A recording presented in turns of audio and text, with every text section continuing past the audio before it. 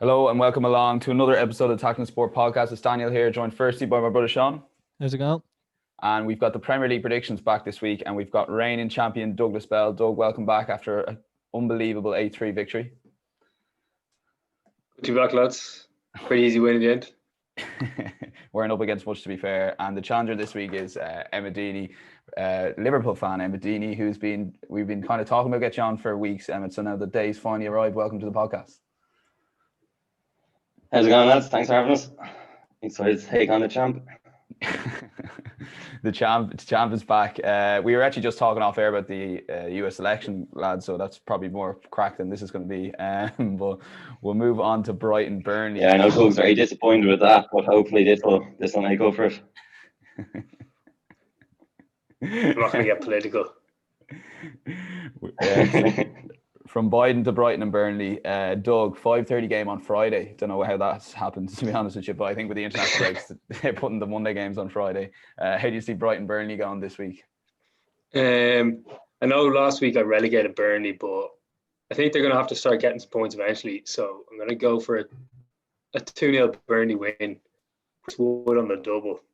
He's a very good striker. They're going to start getting some points. So yeah, Burnley win. Dean? Yeah, I'll take the opposite of that. I've 2-0 Brighton. It's a fairly cold take to say Brighton are a weak side, but 20th in the league, last in the league, and they haven't even had a particularly difficult set of fixtures. That's the problem with them. Brighton have probably been playing better than their position suggests.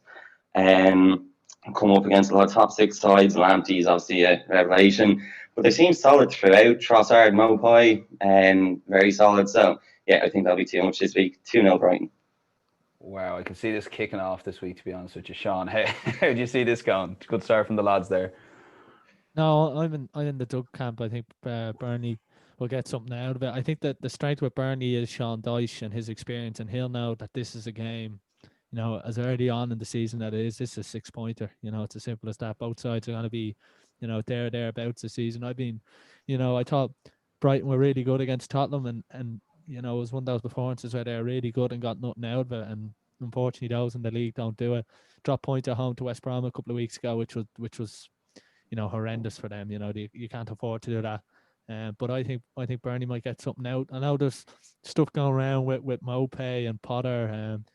Potter's come out this week and tried to calm it all down. But they need to get him back on the pitch scoring, because they can't afford, with the limited goal threat they do have, for him to be sitting on the bench. But no, I fancy Burnley. They've been improving week on week. Look, Chelsea were very good against them, but I was impressed with them against Tottenham, and away from home, this game might suit them. Wow, interesting stuff. So we'll move on to the second game, which is the 8:00 Friday night game, Southampton Newcastle. Emma, we'll go to you first. How do you see this going? I guess Ralph Houston. I'm awful at pronouncing that. Ralph Houston. Ralph, you're Southampton. Let's just call him Ralph. Yeah, Ralph. I know I'm going to get called out from a couple of unnamed people here listening to the podcast, but faceless trolls. But Southampton, they've been looking very strong over the last few weeks, although Danny Ings' injury is a massive blow to them. Yeah, they have. They've turned it around very quickly, haven't they? It looked like they might start slowly, very similar to what they did last season. But 4 wins in their last 5, they're potentially the informed team in the league. I've gone 3-1 Southampton here. I think Newcastle is a great win over Everton, but I'm not as heavily into Everton as the rest of the season might be.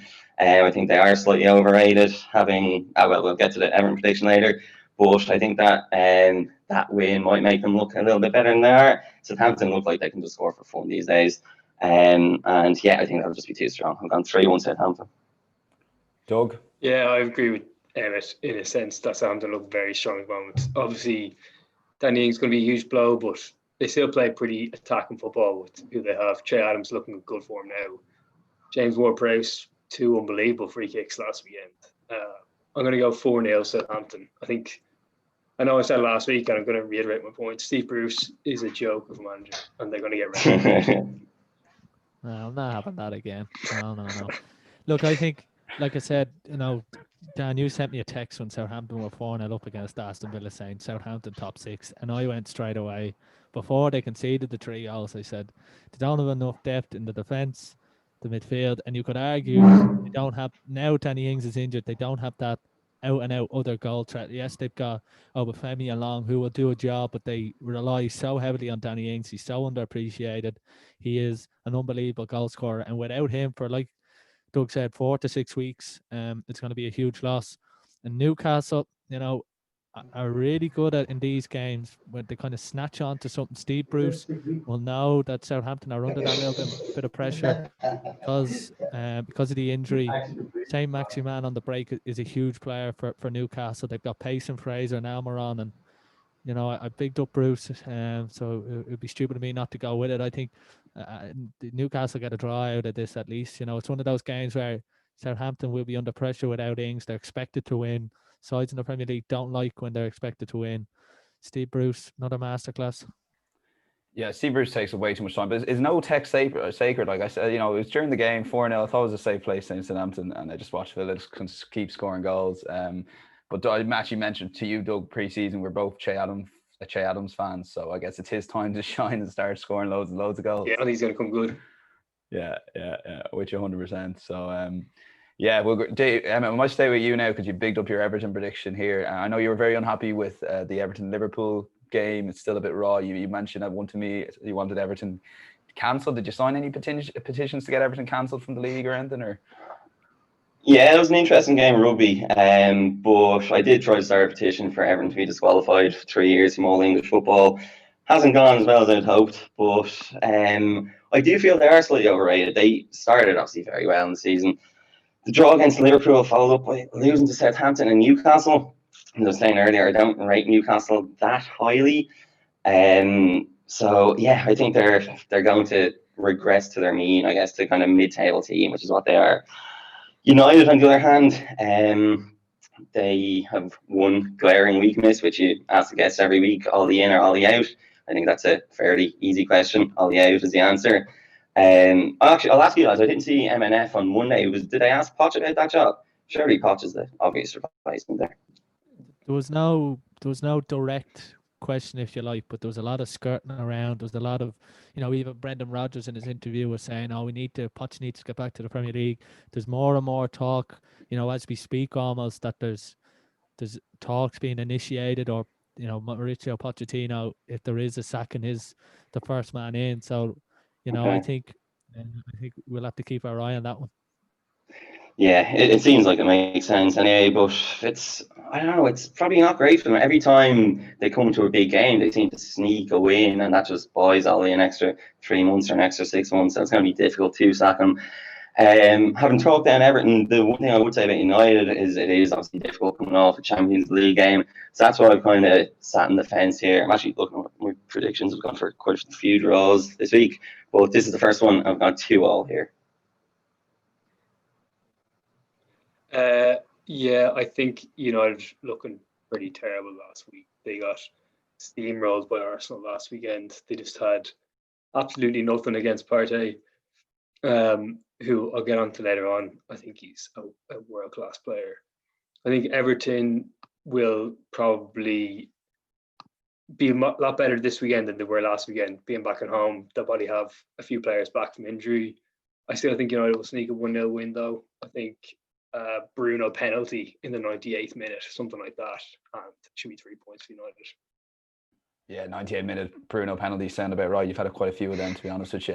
Doug, before getting Sean into there, you kind of talked up United a lot last week. I know it's hard being a United fan, and other fans of a club similar to United would experience that as well. But Ollie in, Ollie out, I think Emma brought that up. I think it's an important question for you now because you were a big Ollie in. Although I actually listened back, you said you were big on Ollie in, and then you were kind of going, oh, you definitely should get a couple of more months as opposed to a 5-year plan or anything.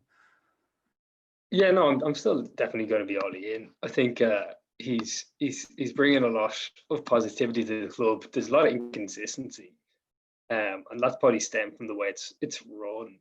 In the sense that you look at the players that are being brought in, they're maybe they're not his signings, but he's probably still doing pretty well with what he's got. I think, I still think give him another few months, give him till the end of this season, I'd say, because you're not going to get much from changing season. You might as well just see the season out. It's a bit of a wild card season anyway, to see how it goes and then reassess in the summer. Sean, your thoughts there firstly on Ollie and then the two lads' predictions. So Emma's gone 2-2 Everton United and Doug's gone for the 1-0 not bias win. Yeah, on the Ole Gunnar Solskjaer thing. The one thing I would say is, like everything, you could come to June or July or whatever at the end of the season, and PSG, for example, could be looking for a new manager. There's always talks about, who knows what Koeman's going to do at Barcelona or Real Madrid. So you never know if Pochettino, for example, is going to be there. One of the reasons Brendan Rodgers left Celtic mid-season, and there's a lot of talk about whether it's the right or wrong thing, Marley or whatever. The reason he left is he wanted to get something. He wanted to start the project, if you like, of Brendan Rodgers football, so that he knew come June or May that what players he needed and what players could do what Rodgers wanted to do, and who can't. So that's the one thing that's the one benefit of bringing Pochettino in. There's all this new manager boost, but he wants to. I'd imagine if he goes in, he'll want to know, can Pogba play in his team? Can Bruno Fernandes play in his team? Can Maguire play? And if they can't, he'll know straight away. So say, for example, if Pochettino is appointed in June, and this is all hypothetical, and you get to September and Maguire's had another shocker or whatever, then Pochettino will be going, well, I want to get rid of him now, but it's too late. Whereas if he does come in now, he can sort of start the project, if you like, understand what players need to go and what players need to stay. And I think that's the one benefit, if you like, of getting Pochettino in now, or a manager like that, is they'll understand come next summer when the big rebuilding project comes, who they need and what. And going on to the Everton game, that game, showed that they necessarily don't have enough depth to compete. They're missing a few key players, with Charleston and James, for example. And then I couldn't get, and it makes why they got rid of Theo Walcott to Southampton on loan. I know Walcott wants to go back to, his old club and back to where he sort of grew up. But the fact now that Southampton are going to be able to draw on Walcott, you'd imagine, for the Newcastle game, and Everton against Newcastle, what they were lacking was pace. There was no pace on that side. There was no width or anything for Calvert-Lewin. So that's just, for me, I think that was a little bit of a mistake, especially when you don't have the squad depth. That a couple of injuries now. They've been unlucky with James, but the red card to Richarlison. It's a game that can go either way. The one thing I would say is if Everton do go direct, it sort of suits Maguire. He loves that. He'll love the aerial battle.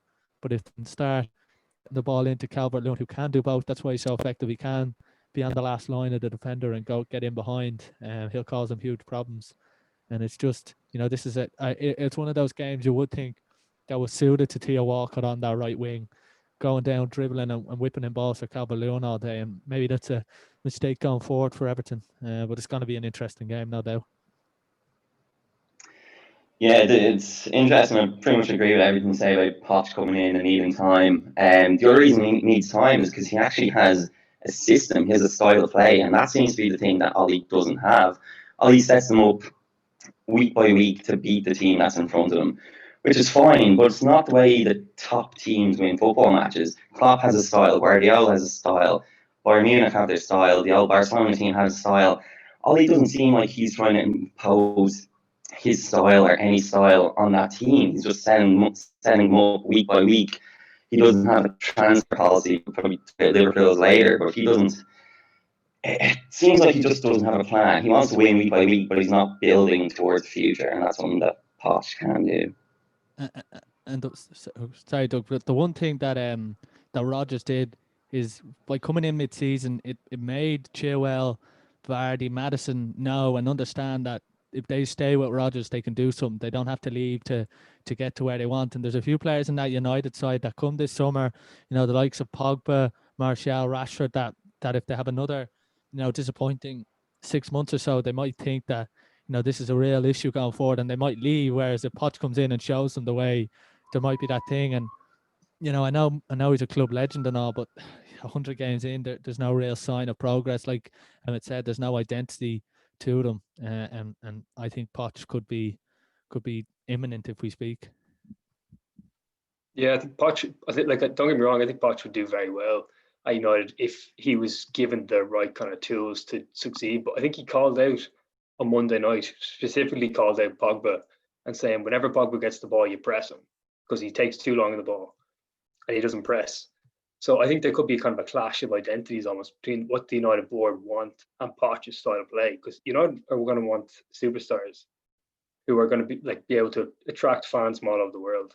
Poch doesn't necessarily work with that, so I don't know if it would actually necessarily work on paper if there's a clash of styles. But I do think Poch is a world class manager, and he would do very well if given the right kind of choices. Yeah, and I guess saying all this, we don't even know if Manchester United are necessarily interested in Poch. I know there's been a lot of talk about it, but sometimes the people are just talking there. But I kind of take that point in terms of maybe Pogba might not work. So it's a case of where United want to go. If is Pogba part of the plans in 2 or 3 years? Nobody knows. Like, that's probably an issue there. But we could spend all day talking about Ole Gunnar Solskjaer, and we probably will come back to him at some point. But we'll go on to Crystal Palace versus Leeds United. Emmet, I'd actually like to get your thoughts. I don't think I've actually had a chance to speak to you about Leeds United. What are your thoughts on Sean's kind of, not bold predictions around word, but he's getting a lot of abuse. We know a couple of Leeds fans, and I'm getting abuse on behalf. So I'm defending Sean's opinion. So I don't think they're even going to Sean; they're going to me. But what are your thoughts on Leeds overall? I guess in a way, Sean, you're kind of half right with their Leicester performance, but Leeds have been phenomenal, I guess, overall. And in a way, to Crystal Palace game is an interesting game. That's 3:00 Saturday. Yeah, they've been brilliant, and listen, they've been great to watch. But I don't completely disagree with Sean. I feel like it's the opposite of what we were chatting about with Ollie. All credit here goes to Bielsa. Bielsa's doing this with players he's made to look great. He's made Stuart Dallas look like a great footballer, and Patrick Bamford looks like a serious striker now. These are players, they're not that young, and they haven't really performed at the highest level before. So in this game, I'm leaning towards Palace. I've gone Palace 1-0. I think Hodgson will set them up to be solid. I know you lads were kind of strong on Palace going down this season. I think any team with that in it is going to stay up. That's how good he is. And I think he's going to be the difference maker here. Leeds are, again, they're great to watch, but they're potentially a gimmick. They remind me of Sheffield United last season, despite being playing in a completely different way. But the new team coming up playing a completely different style of football to the rest of the league and getting great early results. And then I would expect later in the season, well, firstly with this style, they'll get tired, and then teams will start to figure them out and they'll begin to fade. Doug? Yeah, I see Emmett's point. I think Leeds could get found out throughout the season, but I think this weekend they should do enough. I think they've been poor last weekend, very poor against Leicester. I think they were decent enough, but obviously the result didn't flatter them. And I think they should win 2-0 this weekend. I think Palace looked pretty poor last weekend against Wolves, so I'm going to go for a Leeds win. Like Emmet said there about teams finding out Leeds. I don't think I've ever heard a Premier League manager come out in an interview before a game and literally tell everyone how they're going to beat the opposition. Brendan Rodgers came out and said, literally, he mentioned counter-attack 2 or 3 times. Carragher and Pochettino picked up on it.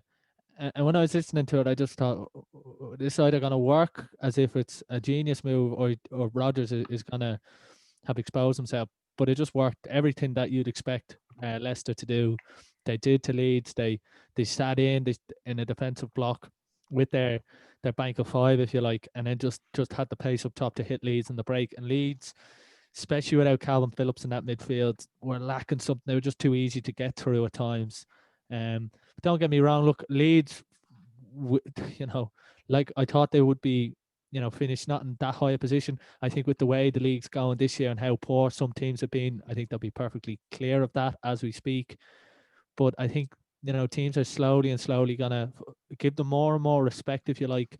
Let them have a little bit more of the ball and hit them on the break. I mean, if Crystal Palace were going to Ellen Road, I'd fancy Crystal Palace just with their ability against, good sides to hit teams on the break. But, at home at Selhurst Park, I think it's anyone's game. And these are the games, if Leeds are to be the top 10, 12 side that everyone in football really wants them to be, they've got to go and win here. Look at Sheffield United, for example. If you want to compare them, Sheffield United had a great win in one of the last games with fans at Crystal Palace at Selhurst Park last year. And these are the kind of games, if you are to get top 10 and top 12, you got to win these games away from home. And I don't know, it's such a typical game to predict. You kind of fancy 2-2 or 1-1. I think both sides could be on top of spells in the games and kind of cancel each other out in that regard. Yeah, perfect. So we'll move on to the Chelsea versus Sheffield United game, and that's the 5:30 game. Doug, we'll go to you first. How do you see this game going? Yeah, I think it's going to be 4-0 Chelsea. I think they're starting to build up some momentum now. They're starting to kind of get a bit more confident with their style of play. Defensively looking very solid. Obviously, was it 6 clean sheets in a row with Mendy? Havertz, Werner starting to get into the groove, starting to get a lot better. I think they're going to steamroll Sheffield United, who, again, I'm going to reiterate my point, definitely going down. Got nothing about them. Sounds good to me. Emmet, I don't think you're a big Frank Lampard fan, am I right? I'm not a big fan of Frank now, and this game just reminds me of so many games last season when you think you have Chelsea figured out, they're top 14 or title challenging team, then they go out and lose to Bournemouth or something. This just gives me all the feelings that they're coming off a Wednesday game onto a Saturday game. It's a short enough turnaround. But I know they're at home on Wednesday, but yeah, I just have a feeling that Sheffield are going to get this done. We have 2-1 Sheffield. I look back at last year's results between these two teams. Sheffield beat them 3-0 at home and drew 2 all the way. So it's probably a bit much to say they have their number, but they're capable of performing against that Chelsea team. Also, they have 1 point. We're not going to say they had a good start to the season, but they've played a lot of big teams and they've lost by 1 goal. Lost by a goal to City, lost by a goal to Liverpool. They're playing better than their form suggests. And at some stage, I think Wild is going to begin to turn around. I think they'll just about survive this year and kickstart that this weekend. 2-1 Sheffield. Sean?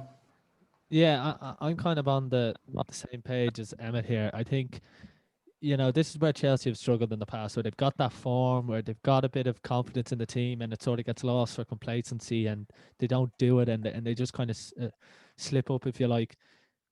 One thing I was impressed with Sheffield United was how effective they were with the long ball. I mean, so many teams go direct and they don't really set up to play it, in the sense they just kind of fall into it. They get the 2 banks of 4 and they don't really worry about how they're going to, press Chelsea back. And the best way for Chris Wilder to press Chelsea back is to, get flick-ons from McBurney. This is a huge test for Zuma and Silva. They've been keeping clean sheets. But, I mean, this is a different kind of game. They're going to face a little bit more bombardment. Yes, they kept the clean sheet, and Burnley were just nowhere near it, and Chelsea's attacking quality got them through. And I think Sheffield United will cause them problems. I think they'll lose by a goal again. I think Chelsea might just have enough going forward, but it's a big test for Zuma and Silva, and if they can nullify that threat, then you're looking at a 4-0 here. But if Sheffield United can get joy from that, which they did against Liverpool, albeit at no Van Dijk, it will cause Chelsea problems. And like I said, Chris Wilder needs something, and but the longer Sheffield United leave it, they could be in big trouble. But they have a little bit of defensive resilience, and I hope for the Irish lads at Sheffield United's sake that they do get something out of this one. Doug, West Ham Fulham is the 8 o'clock Saturday, and we'll race through the next few games to get more time for City Liverpool at the end. How do you see this game going, West Ham Fulham? Yeah, West Ham looking pretty good. I think they looked pretty good last weekend against Liverpool. The game was obviously being held in Pennsylvania though, because they were completely robbed at the end. I think they're going to win. I think they're going to win 3-1 against Fulham. Fulham, they looked like they got a good result against West Brom, but I still think they'll struggle against the West Ham team, who just have more about them going up front. Fornal is a very good player, as is Jared Bowen. I think the two of them will lead a 3-1 win. Emmet, do you want to come in there and maybe defend that Pennsylvania joke there or anything? Or? I can't defend that Pennsylvania stuff. I won't get too political on your podcast, Dan. But West Ham, Fulham, I went another way on this one. I've gone 1-1 here. I think West Ham are an interesting one. West Ham, if we go back a month, we were talking about David Moyes getting sacked imminently, and now he's probably up for a manager of the month. So it's hard to know if their form will continue. And Fulham, everyone was quick to relegate them early in the season, but I feel like they're kind of starting to turn things around too. So I know I was talking about sitting on the fence earlier. I'm going to keep my comfy seat on the fence for this one too and go 1-0. Interesting. Yeah, Sean, quick word on this. Yeah, I fancy Fulham. I think if you are to stay up in the league, when you do win a game, it's all about your next game. You've got to keep that form going. And this, like what West Ham play well when they don't have to play and have all the football. So Fulham are so good on the break now. They've got Lookman, Mitrovic, Tom Kearney. They seem to be gelling a little bit better, and Scott Parker knows what he has to do. So I kind of fancy Fulham, shot in the dark. Go on, yes. We'll move on to West Brom Spurs, Doug. How do you see this game going? It's the 12 o'clock game on Sunday. I think Spurs are definitely going to have enough to win this game, although it might not be as much of a margin as you think. I think they're playing is a Thursday night against Ludogorets, so they should be pretty tired again coming another Thursday, Sunday. They impressed me against Brighton last weekend because it wasn't just a kind of a free-flowing attacking football, but they kind of sat back pretty deep like a classic Mourinho team, and that kind of proved my point last week that I think Spurs are going to be proper title contenders this year. I think they're going to be right up there, possibly even favourites in the next few weeks. So I think it's going to be 2-1 Spurs. Interesting there. Emmet, do you share that view that Spurs are title contenders, and how do you see this game going?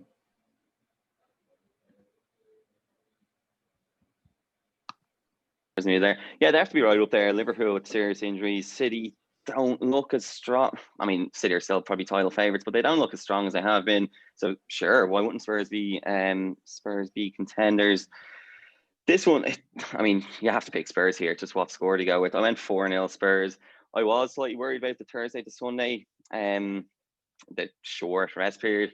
I'm hoping Jose will go fairly conservative this evening and kind of rest a lot of the big players. Save that kind of Son, Kane, and now Bale, I guess, as well, partnership to get firing again on Sunday. So yeah, this one could be men against boys. I know I've been kind of defending a lot of the small teams, but I think West Brom are seriously poor, and they're in big trouble this year. So yeah, I'm going 4-0 Spurs. First team relegated, I think, on today's episode, which is makes a change from the 5 teams last week. Doug relegated. Sean, your thoughts here? Yeah, Tottenham will ultimately have enough for West Brom, but I was not impressed with them against Brighton. I said on Monday, yes, they won, and I suppose that's the main thing. But yeah, if you play like that, you're gonna drop points more times than not, and they have done at times this season. West Ham, Newcastle, 4 points dropped there. No, otherwise we're looking at Tottenham at the top of the league. So yeah, I think they'll win. West Brom do need something. They had a good result against Chelsea. Who knows? The problem with Slaven Bilic is he makes too many changes at half time. He's not getting his starting 11 right. He didn't start Robinson again, and sort of brings him on, and you're trusting a player then to go in straight away and perform. So if he gets a starting 11 right, who knows? But yeah, Son, Kane and Bale now look a threat. Yeah, we'll move on to the 2:00 Leicester Wolves, because I'm conscious I want to get a bit on the City Liverpool game. Leicester Wolves at 2:00. We'll go to you, Doug. How do you see this game going? I think this is going to be a 1-1. I think these two teams, I think they drew twice last season. I think they're pretty equally matched. Leicester probably a bit more going forward.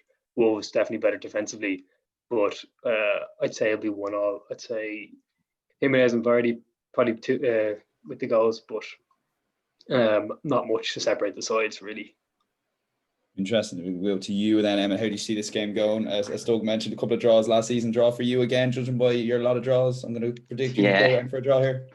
Yeah, similar enough to Doug. I think it'll be very tight. I've gone 0-0 with this one though. I just don't think Wolves will give Leicester the space that Leeds did, and they're able to run up the score against Leeds.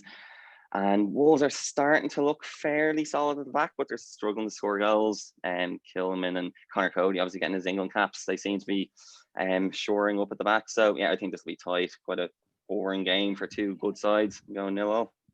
I think that's our first 0-0 prediction, Sean, which is I think so. And I don't think he's too far wrong, because I think, like Emmet said, Wolves are not going to give them any sort of space. They, in the first half this year especially, they seem to sort of not if you like park the bus, but sit really, really deep. Whether he does start Traore, I think this could be an interesting one, because this is the kind of game that suits Traore if Wolves are going to sit and hit them on the break. But I'm actually going 1-0 Wolves. I think they will keep a clean sheet, and then I think Traore might create something in the last 25 minutes if he does come off the bench. And 1-0 Wolves. Okay, so move on to the game of the weekend. It's 4:30 Sunday. It's proper time of the game, like it should be, like United Arsenal last week. Doug, we'll go for you again first here. Are these the two best teams in the league still, despite all the openness? I know you're a big fan of Spurs for the title, but Spurs and City for me are the two favourites. Liverpool got very lucky last weekend. They got lucky midweek as well, playing a rubbish team. I think they'll get caught out this weekend. I think it'll be 4-0 City. I think City know that if they win this and they win their game in hand, they go ahead of Liverpool. So a lot of motivation for them to win this. I think City have too much going forward. Liverpool's defence is looking terrible. with all the injuries, Trent is getting exposed as being a poor defensive target. I think they'll target him down that side. So I'm going to go 4-0 City. Wow, I think we're going to have a long monologue from Emmet here. So fire away, Emmet. The floor is yours. Right, so Doug's obviously still a bit upset. His boy didn't get re-elected yesterday, so I'm going to give him a pass on that one. City Liverpool, listen, it's a huge game. It's an interesting game. If you were to listen to the lads on this podcast last week, you'd be forgiven for thinking Liverpool are a mid-table team and West Ham were 3-time defending champions. But Liverpool ground out the shock upset win there, 2-1, a great result. And to be fair, that's what they've been doing. They have been riddled with injuries, but they're able to sneak these wins. And it's just been impressive. It kind of reminds me of early last season. This is tough though. Going to City is somewhere they've always struggled. City, they're starting. I know. Listen, they've had issues, but they're starting to look more solid. Laporte and as it seems to be a serious partnership or a proper partnership now. Jesus back too could cause Liverpool issues after the assault at Goodison Park a couple of weeks ago. Liverpool obviously weak enough at the back, but Matip, he was on the bench at the weekend or midweek. Having him back in the squad should begin to shore things up. I'm not sure whether or not he'll start, but I'm gonna keep my place on the bench on the fence here rather and go 1-1.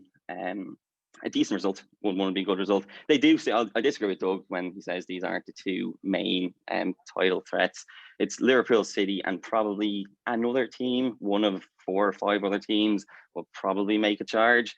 It's anyone's guess who that will be. He thinks Spurs, maybe someone else. But yeah, Liverpool just seem like they are solid enough going forward that they'll keep the results ticking over. That Mane, Salah, Jota partnership looks to be different level. I mean, Jota reminds us of what Salah 2 or 3 years ago when he came in, and what a weird signing that was. I don't know if you lads expected that when they signed it, just the same day as Thiago, wasn't it? But it just seemed like such a random signing, but it's worked so well.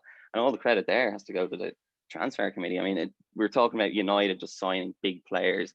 Any big player, they'll just, we'll buy him and see if he fits in. Whereas Liverpool effectively turned down Werner, a German international striker, he was rated as one of the best in the world, and signed Jota for a similar price. Now, I know there was differences in how the fee could be paid and structured over different years, but it was effectively the same price purely because he fit the system. As a player who wasn't starting for Wolves, they signed purely because he fit the system, and it's turned out to work so well. I mean, that's the difference, again, going back to United's. Liverpool have a system, they fit players to it, and it's worked so well. All he doesn't, he buys players and sees if he can figure it out then, and it just hasn't been working. That's the difference. But yeah, again, away to City is always a tough game. 1-0 will be a great result, and we move on. Doug, first of all, Dean, you didn't disappoint there, fair play. Before Sean comes in, Doug, obsessed, question mark? Nah, they don't bother me. They don't bother me at all. I think they'll be lucky to replicate any of the kind of form they had last season. I think Emmett's right. I think Jota's a very good signing. I think Liverpool finally have a number 9. It's the biggest weakness they had in their team for the last 4 or 5 years. They didn't have a number 9. I think get them goals. I think Firmino can now take his on the bench and rightly so. They never really had that kind of Chris Wood or Patrick Bamford that needed to get them goals, and I think Jota can bring that in for them. Interesting. Yeah, Sean, quick word on this game. Yeah, look, I think City are starting to gel, and Pep Guardiola will know whatever had happened in the last couple of weeks. He puts out a statement by beating Liverpool, and I think that maybe might just give City the edge. Look, coupled with Liverpool's injuries, I said on Monday that it's the big week of Liverpool's season, because I thought they could struggle in Atalanta. If they didn't, Atalanta's defending was disgraceful, which we could get on to for a month talking about it. But if Liverpool do win this, then they are in the driving seat. Make no mistakes. I mean, because they're not playing well, and they are getting results, and that's what the title-winning teams do. But I think Guardiola would have looked at this fixture 3 or 4 weeks ago and sort of worked towards it, and they have been better defensively. So I expect City to win this one. I think it will be low scoring enough, though. I don't necessarily see Man City scoring 3 or 4, but I don't see them conceding 3 or 4 as easy as maybe they have done even this season against Leicester. I think they're a lot more shored up at the back. Yeah, and I guess the one thing is Liverpool City have had so many 1-0 wins, and it just seems like they're almost grinding out games as well. So I don't think the two teams are playing nowhere as near to the heights of last season as possible. But it'll be an interesting game. We'll move on to the final one, and Arsenal Aston Villa. Doug, you mentioned off air to us you were impressed and you want to talk about Partey. So look, I'm happy to hear about 5 minutes from Partey if you want. So fire away. Yeah, I think I heard him during the summer. He said he wanted to be like, was it Yaya Toure going forward and Michael Essien defending? He was really good last weekend. He was just an all-round, very quality centre midfielder who just dominated United's midfield. I said last week I'm not sure if he could take the kind of the Pogba, Bruno, and Van de Beek. If he could manage them all, did it easily, and then he dominated going forward. So I think Arsenal should be very good in big games with him in the team, being able to dominate the midfield. And they looked more threatening going forward as well because of him. He was able to start a lot of attacks. So I'd say they should win this probably 3-1. I think Villa looked like they obviously looked very poor defensively in the first half, which is a bit of a worry because they seem like they kind of fixed that issue the first kind of half of this season, the first few games of the season. But they still obviously look very dangerous in the second half with Grealish leading the charge. But I think Arsenal should win 3-1 here. Your thoughts on this? I guess it'd be interesting to get a Liverpool fan perspective because I think we spoke about this on Monday, Sean. You look at Arteta, who seems to have a style of play, I guess, that maybe in comparison to Ole Gunnar and a lesser extent Frank Lampard, there doesn't seem to be. Are you buying into that at all in terms of Arteta? Do you think there's flaws in that? And this is Arsenal tend to struggle actually against small teams now all of a sudden. Yeah, well, firstly on the Partey point, I couldn't agree more. He seems like an insane signing, and I think he was mentioned last week why was nobody else really in for him for not a small fee, but in the kind of current market, an average enough fee for such a top player. Arsenal, listen, it's probably too early to say, but they're building something. At least they're trying to build something, and that must be exciting to watch. This one, similar enough to Doug. I think they'll win by 2. I've gone 2-0. I don't think Arteta has the ambition to score a third goal. If they go 2-0 up, they'll go 2 banks of 4 and another bank of 2, just shut up shop. I think Villa obviously have improved. They're not one-dimensional through Grealish like they probably were last year. They have some options to support them. But a lot of the confidence from Villa comes from that Liverpool hammering, and it's one outlier performance. I don't know. It seems a bit much to expect them to stick at that level throughout the season. I think, listen, they're going to be safe. They're going to be a mid-table team, which is a massive success for them considering where they were late last season. They thought they'd be a championship team this year. But yeah, Arsenal should have too much. So yeah, 2-0 Arsenal. Sean, just before you get me personally, I definitely see this as banana skin for Arsenal. I really do, especially after Villa's poor performance against Southampton and the late kind of goals. It seems they might get a bit of momentum and cop on a bit for want of a better description. How do you see this going? Yeah, I think it's going to be low scoring, to be honest. I think it could be a 1-0 or a 1-1 or something like that. Let's not forget Aston Villa beat Leicester away. A similar enough performance would get them 3 points here. And I don't think Arsenal are at the moment found a way of beating teams comfortably 3 or 4-0. Maybe that performance against United gives them a bit more confidence. Does he stick with 5 at the back? Who knows? Because I think they lose a lot with Deeney as a left centre back. So yeah, not that I'd fancy Aston Villa. I wouldn't be surprised to see them get something. I think a low scoring game. Listen, yes, so that's pretty much it for the predictions. Emmet, I want to get a quick word just on, do you still think Liverpool can win the league? Just out of interest there, because we might not have you on again. Absolutely, they can win it. It's difficult. City are probably rightly favourites, considering Van Dijk. I probably think Van Dijk was Liverpool's best player last year. Mane and Henderson were in for the Player of the Year, the PFA awards, but Van Dijk's he was almost slightly underappreciated last year because of what he'd done the year before. Salah has started so well, and the front three seem like they're just doing enough to keep the wins taken over. It's going to be less points this year than last year. Obviously, that kind of goes without saying. So, yeah, why can't they get 85, 90 points and see where that gets them? Absolutely. Final word on that, Doug. Do you reckon Liverpool can do it? Yeah, no, don't get me wrong. They'll be up there. But I just think that probably there'll be a bit of a hangover from last season after winning the league. The kind of motivations that drove them on last season to do so well will probably be kind of simmering a bit, and I think there'll be other challengers. Well, listen, best of luck to both of you, lads. It's 3 points for correct score, 1 point for correct result, and may the best man win. And all that's left to say is get us on social media at Tackling Sport. We appreciate you listening. And there's also a other weekend preview for outside of football on your podcast feeds now. So it's goodbye from Sean, Doug, and Emmet. Cheers, lads. Goodbye. And it's goodbye from myself. We'll have a great weekend. Enjoy the sport, and we'll be back on Monday. Cheers, lads.